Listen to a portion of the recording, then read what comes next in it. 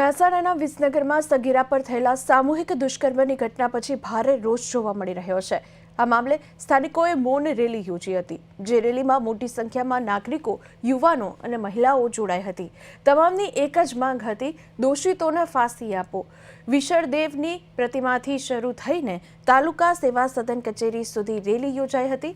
આરોપીના ઘર પર બુલડોઝર ફેરવી દેવાની લોકોએ માંગ કરી હતી।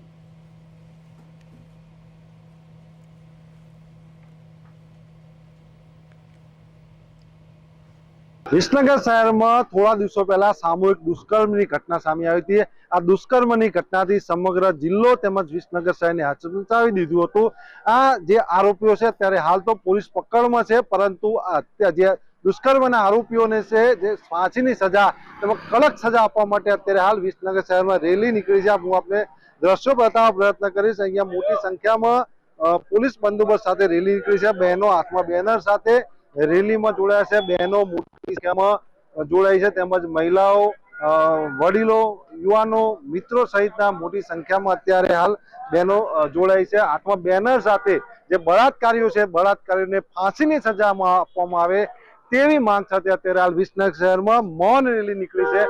સંપૂર્ણ જે લોકો છે રેલીમાં જોડાયેલો અત્યારે હાલ મોઢા પર આંગળી રાખીને, એટલે કે સાયલેન્ટની રીતે જે લોકો છે તે જે આરોપીઓ છે તેમને ફાંસીની સજા માટે આપવામાં આવે તેવી માંગ કરી રહ્યા છે। અત્યારે હાલ મોટી સંખ્યામાં રેલીમાં મોટી સંખ્યામાં જોઈ શકો છો મહિલાઓ જોડાઈ છે, યુવાનો જોડાયા છે, વૃદ્ધો જોડાયા છે। તેમના હાથમાં અત્યારે બેનર છે, જસ્ટિસ ફોર વિસનગર।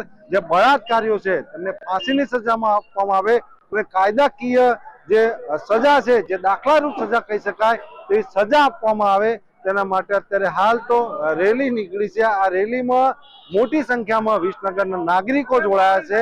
આજે રેલીમાં જે જોડાયેલા નાગરિકોની અત્યારે હાલ તો એક જ માંગણી છે, જે વિસનગર શહેરને જે દુષ્કર્મની ઘટનાએ જે હચમચાવી નાખ્યું હતું તેના જે આરોપીઓ અત્યારે હાલ તો પોલીસ પકડમાં છે તેમને દાખલારૂપ સજા આપવામાં આવે, ફાંસીની સજા આપવામાં આવે। ત્યાંથી આ જે ઘટના છે, જેવી દીકરીઓ પર બનતી જે ઘટના અટકાય, રોકાય અને આવા દુષ્કર્મીઓ કાયદાની પકડમાં રહે અને કાયદાની સજાના લીધે આવી ઘટનાઓ બીજી વાર ના બને તેના માટે અત્યારે હાલ તો રેલી કાઢવામાં આવી છે। આ રેલી અત્યારે વિશળદેવ જે પ્રતિમા છે ત્યાંથી નીકળી અને જે મામલતદારને આવેદનપત્ર આપશે અને મામલતદારને આવેદનપત્ર આપ્યા બાદ તેમની માગણી છે તે મામલતદારને રજૂ કરશે।